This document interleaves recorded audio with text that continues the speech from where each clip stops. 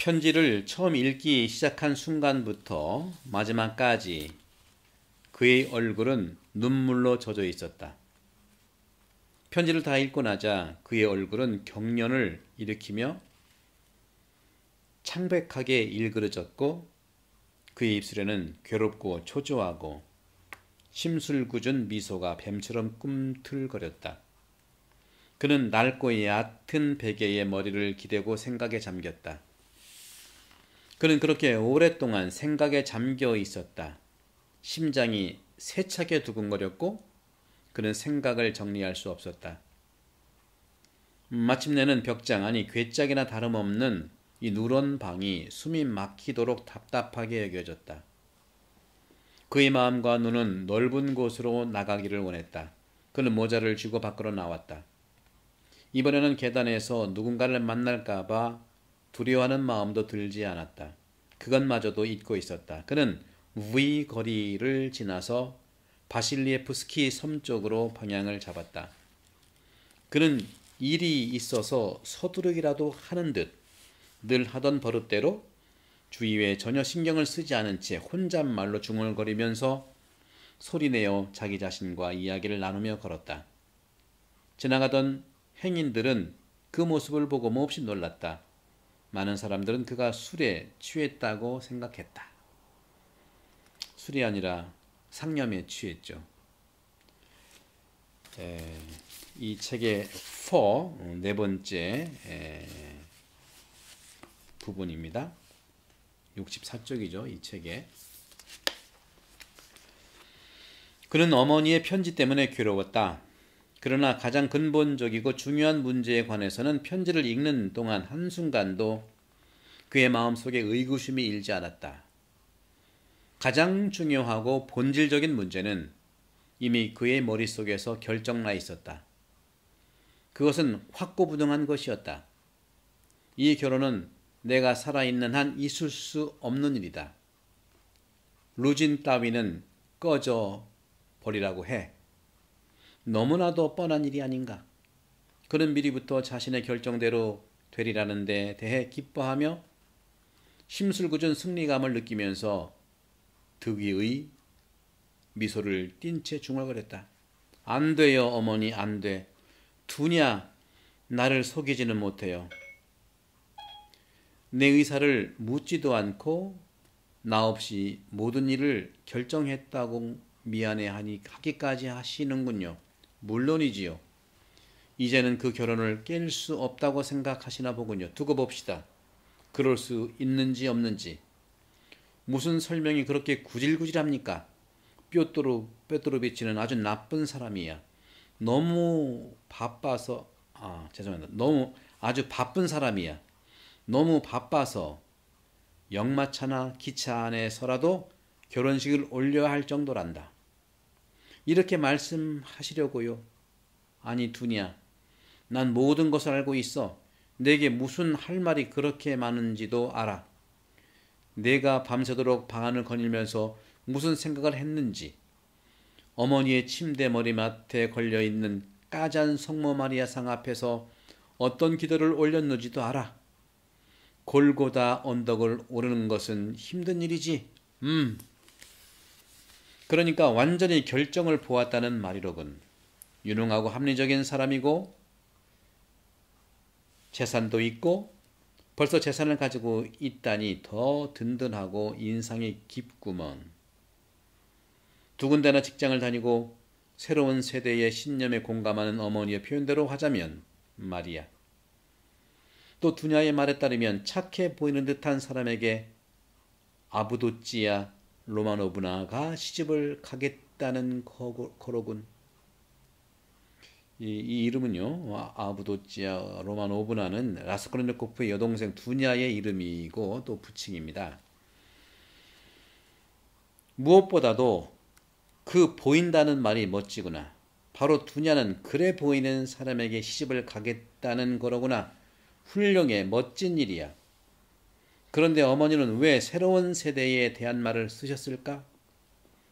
단순히 사람의 성격에 대해 말하고 싶어서였을까? 아니면 이후의 목적, 즉 류진 씨에게 유리하도록 내 마음을 회유하려고 그러신 걸까? 오, 주도 면밀한 사람들. 또 한 가지 일로 몹시 궁금하다. 그를 두 사람은 어느 정도 서로 솔직했을까? 그들 두 사람은 어느 정도까지 서로 솔직했을까? 바로 그날, 바로 그 밤에, 그 최후의 시간에 말이야. 그들은 해야 할 말을 서로에게 솔직하게 다 털어놓았다는 것일까? 아니면 그 두 사람 모두 마음과 뜻이 통했다는 것을 알아채고 더 이상 이러쿵저러쿵 얘기를 해봐야 부질없는 것이라고 미리 생각해버린 걸까? 틀림없이 조금은 그랬을 거야. 편지로도 알 수 있는 일이다. 어머니에게도 물론 약간이긴 하지만 그 사람은 무례해 보였고, 그래서 순진한 어머니는 두냐에게 자기 생각을 슬며시 털어놓았다. 물론 두냐는 화를 내면서 퉁명스럽게 대답했다. 당연하지. 순진하게 물어볼 필요도 없이 뻔한 일이고 이미 결정이 나서 더 이상 이야기할 필요도 없는데 어느 누가 화를 내지 않을 수 있겠는가? 어머니가 내게 뭐라고 쓰셨더라? 두냐를 사랑해라, 로지야. 그 애는 너를 자신보다 더 사랑한단다. 아들 때문에 딸을 희생시킨다는 양심의 가책이 어머니의 마음을 몰래 괴롭힌 것은 아닐까? 너는 우리의 전부이자 우리의 유일한 희망이며 기쁨이란다. 오, 어머니. 분노가 그의 마음속에서 더욱 강하게 끌어올랐다. 만일 지금 류진 씨를 만난다면 그를 죽일 수도 있을 것 같았다. 그건 사실이야. 그는 머릿속에서 맴도는 생각의 소용돌이를 계속 쫓아갔다. 그건 사실이야. 사람의 됨됨이를 잘 알려거든 그 사람에게 조심스럽게 천천히 접근해야 한다는 말. 그건 사실이야. 하지만 류진 씨는 너무 분명해. 중요한 것은 사람이 유능하고 착해 보인다는 거다. 짐을 자기가 책임지고 짐 괴짝을 자기 비용으로 옮기겠다니 장난이 아니군. 참 착하기도 하겠다. 두 사람, 약혼녀와 어머니는 농부를 고용해서 거적으로 덮인 수레를 타고 오신다는데 나도 그렇게 왔네, 이 사람아. 괜찮다고.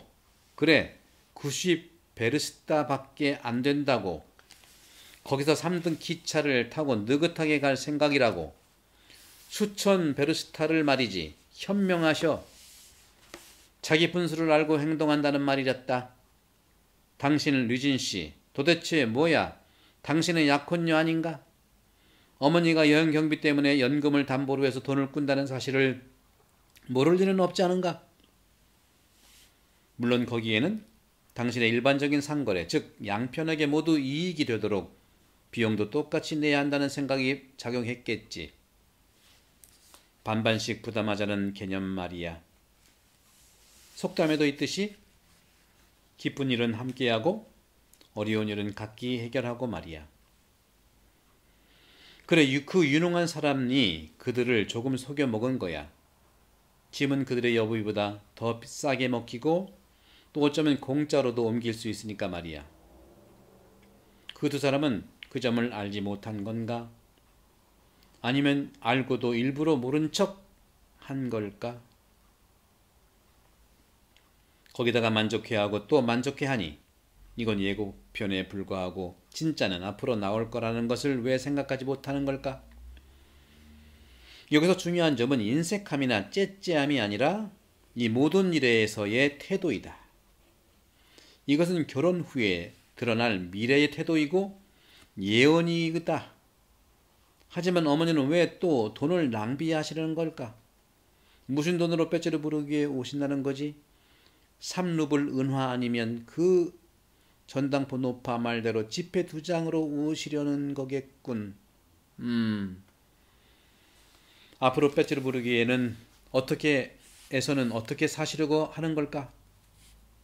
어머니는 결혼 후에 처음 며칠마저도 그들과 함께 살면 안 된다는 것을 어떻게 벌써 눈치채셨을까? 아마도 그 사랑스러운 사람이 어떻게 귀띔을 해서 어머니 쪽에서 먼저 두 손을 내저으며 거절하도록 만들었을 것이다. 그래도 난 거절할 생각이다 라니 어머니는 도대체 무슨 생각을 하고 계시는 걸까? 뭘 기대하고 계시는 걸까? 아파나시 이바노비치에게 빚을 제한 120루블 연금일까? 어머니는 그곳에서도 겨울용 여자 목도리를 짜고 덧소매를 기우시느라 노안을 혹사하고 있지 않은가? 목도리를 짜봐야 1년에 120불의 연금에 20루블 밖에는 보태지도 못하시면서 말이다. 그건 나도 잘 알고 있는 일이다.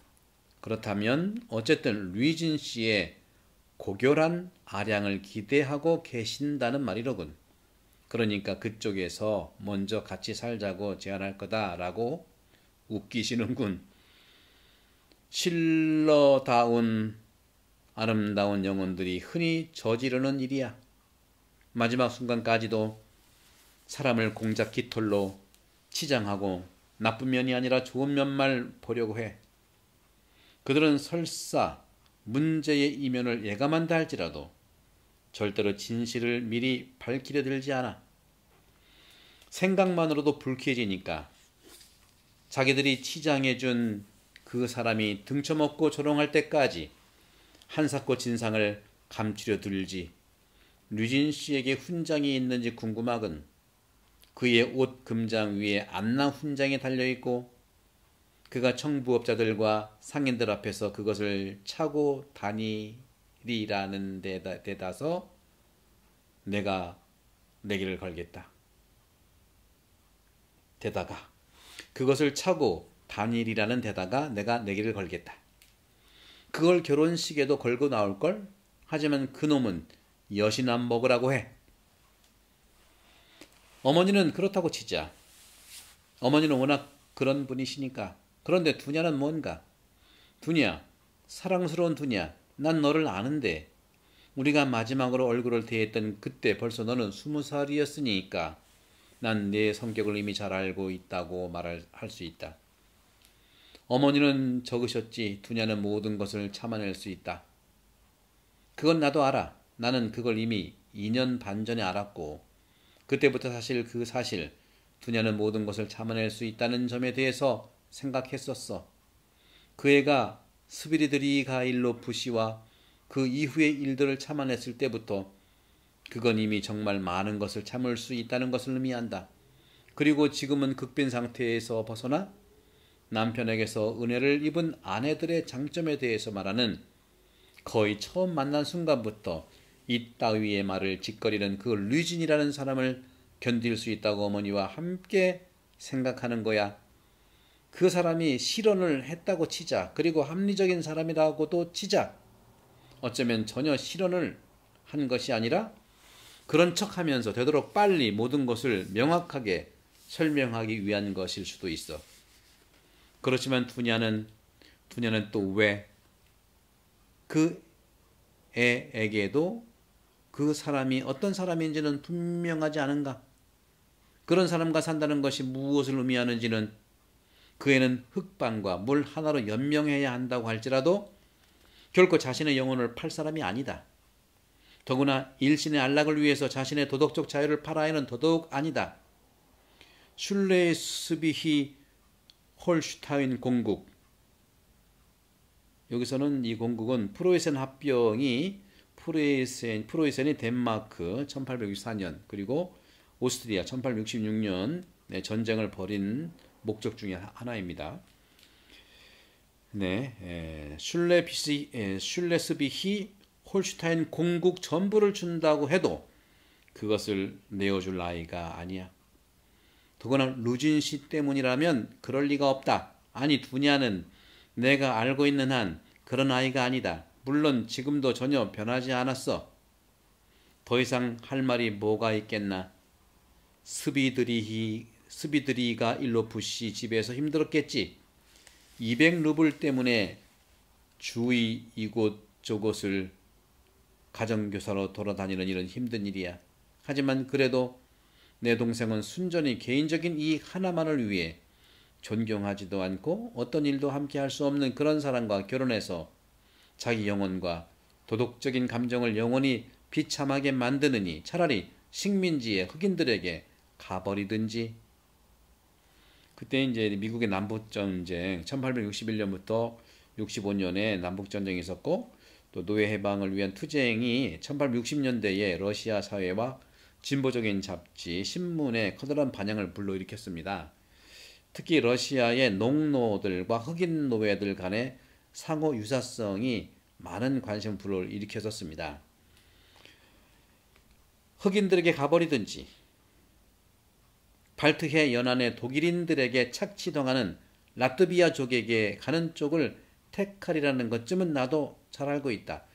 여기서 라트비아족이라고 하면은 발트해 연안의 그 주에서 대규모의 라트비아족 농민들이 도주한 사건들과 나중에 이들이 독일인 지주에 의해서 착취당한 일들이 1860년대 러시아 신문에 많이 보도되었습니다. 그런 것들을 이제 인용하는 것이죠.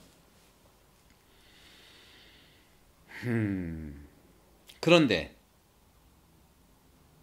그렇죠. 류준 씨가 라트비아 쪽에 가는 쪽을 택하리라는 것쯤 나도 알고 있다. 류준 씨가 순금이나 순다이아몬드로 된 인간이라고 할지라도 너는 류준의 합법적인 첩이 되지 않을 사람이다. 그런데 넌 왜 그런 짓을 하는 거지? 이게 무슨 말이야? 이 수수께끼의 해답은 뭐란 말인가? 모든 것은 분명하다.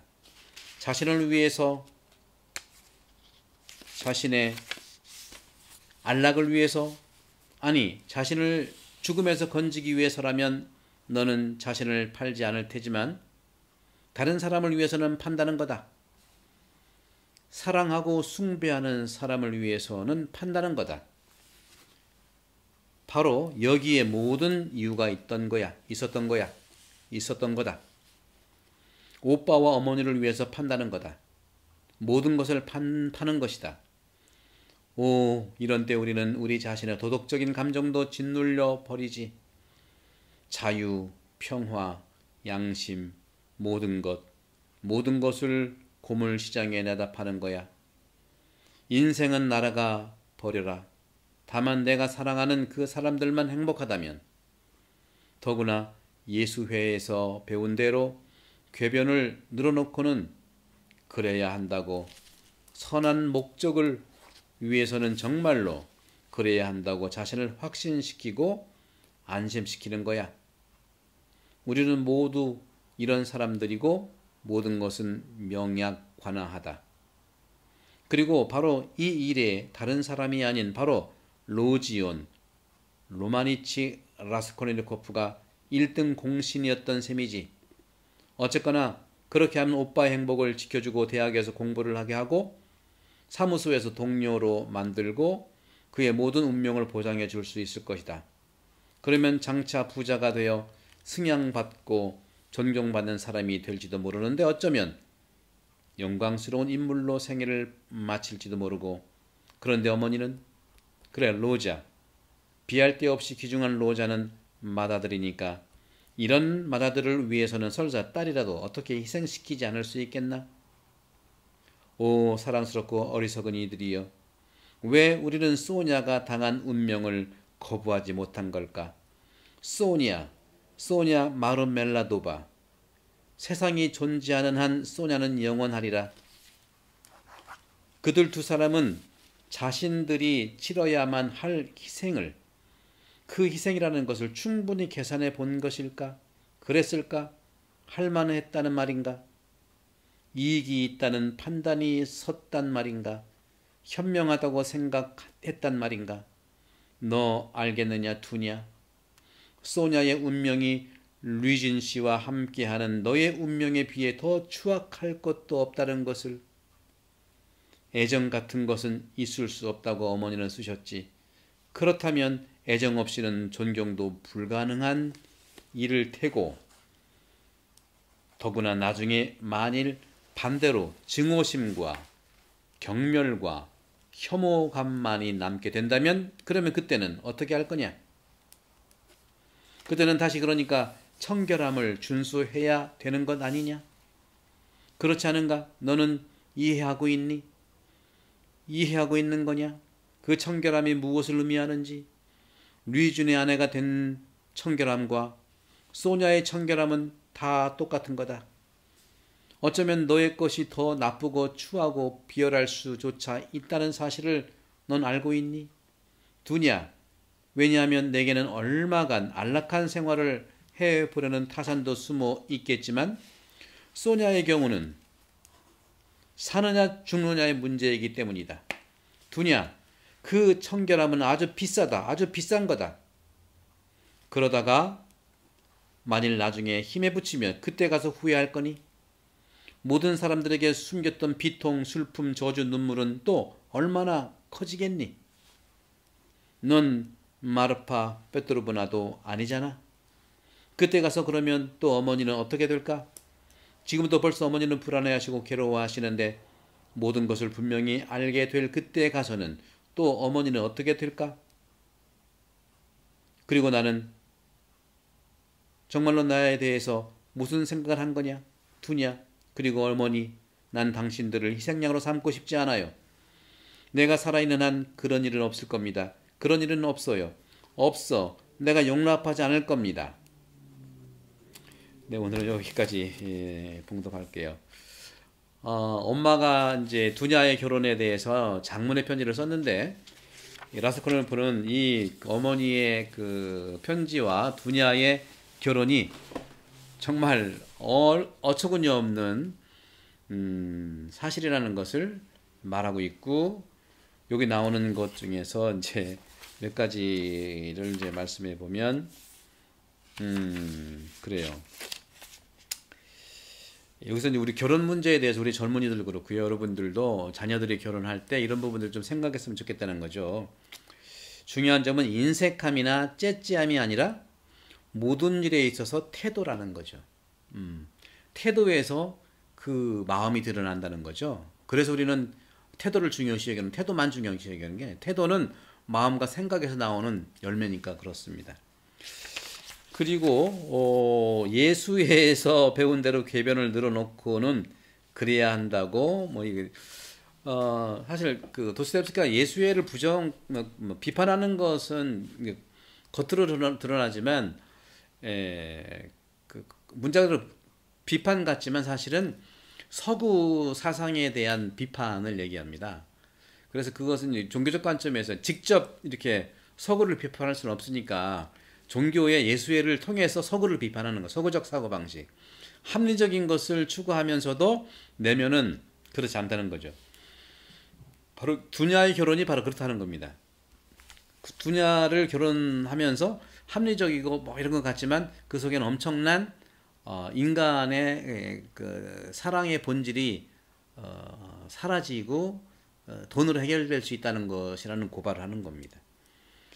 또 소냐와 두냐의 이런 그 비교를 통하는 거죠. 그러니까 소냐에 비해서는 정말 정결함을 말할 수도 없다는 거예요. 너는 정말 더럽다 이겁니다. 그 돈 가지고 결혼을 하려고 하니까. 근데 소냐는 창녀 역할을 하는 것은 바로 생존에 관계된다는 거죠. 죽느냐 사느냐에서 창녀의 역할을 하는 것이고 하는 거지. 너는 결혼을 통해서 어떤 물질적인 것을 가지고 거래하는 건 아니냐 그런 것이죠. 그래서 애정 없이 이거 중요한 말을 해서 애정 없이는 존경도 불가능한 일 테고. 우리도 옛날에 이제 그 부부끼리 존댓말을 했잖아요. 존댓말은 애정을 사랑을 바탕으로 하는 거예요, 사실은. 그래서 애정 없이 존경도 불가능한 일일 테고, 그건 나중에 만일 반대로 증오심과 경멸과 혐오만 남게 된다. 그렇습니다, 여러분. 애정과 이 존경은 같이 가야 된다는 거죠. 아주 중요한 말을 하고 있어요. 여러 가지. 네, 그럼 오늘 이 정도로 하고 다음에 또 뵙겠습니다. 성부와 성자 성결의 여러분 강복합니다. 감사합니다.